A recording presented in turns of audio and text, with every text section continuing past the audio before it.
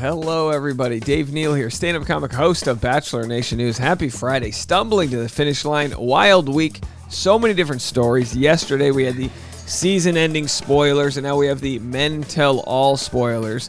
Actually coming in from two different sources, so probably pretty accurate here. We'll follow this story right now. Go on Instagram and check me out there at DNeals for my stand-up show updates. I have a show Friday and Sunday in North Hollywood this weekend. Patreon.com/Dave Neal. I'll be live on there at 10 a.m. Pacific time to give you my thoughts on the day. Okay, let's get into it. Men Tell All spoilers. Spoiler warning, next slide. So I'll read these spoilers, and then I'm going to read the spoilers that Reality Steve posted. If you don't want spoilers, now is your chance to click away. You can leave comments about these spoilers in the comment section. Just don't comment on spoilers in other comment sections. So only comment on spoilers on spoiler videos. Okie dokie. Here we go. Let's get into it. All right, just got back home from the taping. So I guess this is from like a fan or something. Such a long day, but so totally worth it. Was it? Really, was it worth it? Not a lot of drama from the men. Everyone kept it civil. Boring. Civil? No, we want war. There was just one instance where Roby and Ethan were going at it, and Roby told him to shut the flip up. LOL, you can tell all the guys were getting annoyed with Roby because he kept talking and asking questions, but the rest of the men tamed themselves from going off on him for sure. Nate, Tyler, and Logan got hot seats. They did address the rumors about Nate, both Jesse and Nate, and then when Gabby came out, they asked her thoughts, and she basically said she thinks it's a bunch of malarkey and that she's only going to go off of her experience with Nate in their relationship and like basically how he was with her and how good he treated her. Now, I'll have to wait to see what Gabby actually says and not just trust a random conflation of the day, but we'll have to see if she's dismissive this way. Needless to say, kind of disappointing since there's a lot of evidence that he played both of these girls, but I mean, I don't know. Nate's only excuse about his two exes is that he obviously should have communicated better and made it known it was never official with anyone. LOL, so dumb. My question for Nate is, did he think he had swag? Does he have like this swag? Girl, she don't know. Well, we'll see if she does know on Men Tell All. Spoilers for the finale. Looks like Gabby ends up with no one. I know spoilers say she does end up with someone, but GD, they really are fooling me if she really doesn't end up with anyone, LOL. This means nothing. You know, I'll trust Reality Steve's spoiler that she's engaged over this one, but it does make it, I guess, a little interesting. Does she end up with nobody? And then about Rachel, she had a sweet moment with Tyler too when they reflected back on their time together, and she cried a bit towards the end of her speech to him. Hayden and Chris didn't go. They did still talk about them. Alec trash talked the most. Rachel had a big facial reaction when he told Gabby that he felt like she did him dirty, something along those lines. Either did me dirty or wrong. But it was Mario to Gabby. And what is this even? And she did say, I'm sorry. I think we'll read the Reality Steve ones next. And she did say, I'm sorry that you thought that, but that wasn't her intention, that she was basically unsure of who he was actually trying to pursue. Still, because he never made it clear that he was solely there for her, and that both her and Rachel were like, if anyone is going to switch teams, it would be Logan and Mario, because Mario was very back and forth and didn't tell her that he was all in on her until the last minute. And she didn't blame him on being that way either. She was super like, this is a new thing, and we didn't know exactly how things were going. What the hell? I mean, did someone drink too many martinis when they wrote this is a rough summary.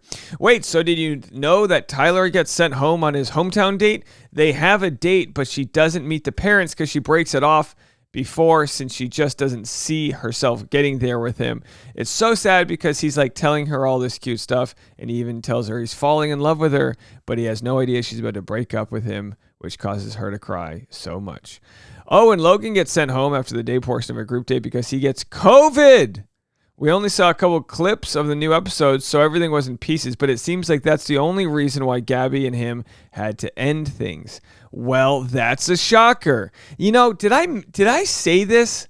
I feel like I said this a few weeks ago where I said, you know what? You know, the most impressive thing is that nobody has gotten COVID on the show yet. You know, it's one thing, you know how it is. They isolate everyone, but you know, the old COVID-19 will pop up here and there, when you least expect it. Like a good old cold sore.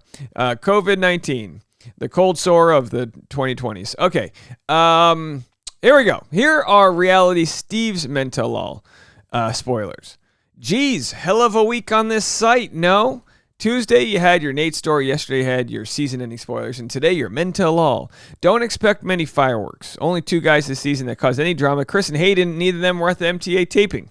So your guess is as good as mine as to why they weren't there. My guess is they cut their losses. Who knows, but some interesting news to come from it, including the fact that they did bring up the Nate story that I reported earlier this week. Did they mention Reality Steve's name? Of course not. But hey, it's a start. Credit your sources. And it's not like they did a full deep dive on it either, nor will any of the podcasts he goes on next week. And that's the disappointing part. Just asking him, tell us your thoughts on it, is getting nothing accomplished. I hope people realize that. As I said Tuesday, did he commit a crime? No. Was there an assault? No. Is it questionable behavior? Absolutely. But the way this show is bending over backwards for him right now between what happened at the MTA and Fleiss's tweet just makes you wonder, you know? Your daily roundup today also has MTA spoilers in it. Okay, so if anyone wants to go listen, you can go listen to Reality Steve's, daily roundup, which is really nice. He's doing a daily podcast. It's, a nice, short, bite-sized 20-plus minutes. All right, guys in attendance. Nate, Tyler, Logan, Meatball, Mario, Spencer, Roby, The Magician, Termaine, Jordan H., Jordan, Jacob, Alec, Quincy, and Ethan. The 3 guys to get the hot seat were Logan, Tyler, and Nate. So again, this is going to sound redundant, but this is just Reality Steve's recap versus that random whoever the hell that was. On Nate's hot seat, they asked him about the accusations from former women. He got emotional on stage. He said his divorce was very messy, and his number one goal was always to protect his daughter in any relationship. He did say he could have been better at communicating with them. He was still feeling his way into the dating scene. He wants to do better and apologize, but he never says exclusivity conversations took place with either of them. Well, then it's just a he said, she said on that part because Kelsey said they absolutely had that conversation. And the I'm protecting my daughter line isn't what anyone is really questioning him about. That would insinuate introducing her to anyone you're dating, and at no point has anyone said Nate's behavior was shitty because he didn't introduce his daughter to Kelsey. He's completely missed the point. Nate didn't deny on stage an on-again, off-again relationship with Kelsey for 18 months. All any of us are saying, and most importantly, Kelsey, and why this whole thing started, is how did you never even tell her you had a daughter in 18 months? That was nothing to do with protecting her, since you told a girl you met on Tinder out of state within the first month, not to mention FaceTime with her, with your daughter in it. Nate's completely missing what people are questioning him about. When Gabby and Rachel, we'll have to do some more. We're going to have more on that story later because we have other people that have chimed in, Chatty Broads. We're going to have a story today on Madison Pruitt buying Instagram followers, Katie Thurston calling her out. It's a messy Friday, folks. It is a messy Friday. I'm getting fitted for my wedding suit today. That's right. Oh boy, groom Dave, going to get in there, going to go get it done. Get her done. Do I have the swag? That's another question. Like this swag. Girl, I don't know. I don't know. Girl, I don't know. Do I? Somebody. Is this here? Okay. Oh, moving on. When Gabby and Rachel came out, Gabby defended Nate, saying she can only go off how he treated her, and it was with nothing but respect. All the guys on stage also defended Nate, saying everyone has a past, and whatever happened in the past is not the man they know him to be today. And then I think they all sang Kumbaya together. Kidding. So yeah, it's pretty much the softball job you expected. No mention of, hey, so Nate, on February 14th, 2021, you showered Kelsey with gifts, take her to dinner, all while making sure a bouquet of flowers was sent to Larry in Atlanta with a nice card and gushy message about how much you're into her. What's that all about? Or we just have to file that under you need to communicate better. Weak. Anyway, you'll see on Monday's episode in Amsterdam is where Gabby eliminates him on their one-on-one because she's basically scared she won't be a good mom and he already has a child. We've seen the previews of Jesse telling Logan he has to leave next week. Well, it's because Logan ended up getting COVID. That's why he's eliminated in Amsterdam. And now I'm pissed because I remember way back in April hearing rumblings of a COVID case this season, but didn't have a name attached to it and couldn't get it confirmed where it happened. Now we know. It was Logan. Tyler gets eliminated during the day portion of his hometown date with Rachel. Oh, I say, it's been 2 years. Keep Logan around. Keep Logan around. He's got COVID. Isolate him. They can make him chicken soup. They can be, no. Wow, isn't it wild how much has changed since Claire's season, which was obviously obviously we should take COVID seriously, but it's been around for a couple of years now. I got it while I was recapping. Didn't even know I had it. I just thought I had a runny nose, whereas my fiance got it hard. My fiance broke a rib from coughing so much. And yeah, I'm not kidding. All right, Tyler gets eliminated during the day portion of his hometown date with Rachel. Because Rachel had already had a hometown date with Avon 2 days earlier, she felt she was farther along with the relationship with him and didn't feel the same with Tyler, so she didn't continue on to meet his parents.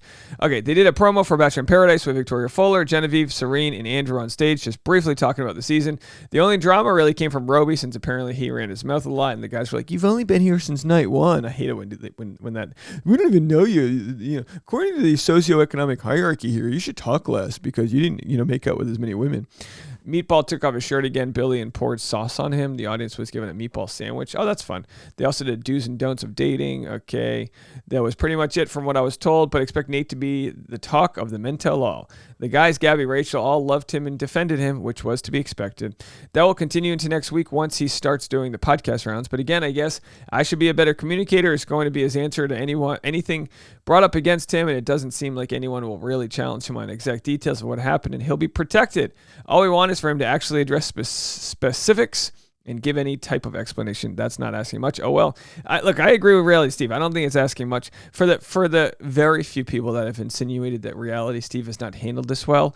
And, when issues like this happen, people will bring up is Reality Steve, is this a slam piece for a specific reason? People have asked the same thing of me. It's like, come on, are you ridiculous right now?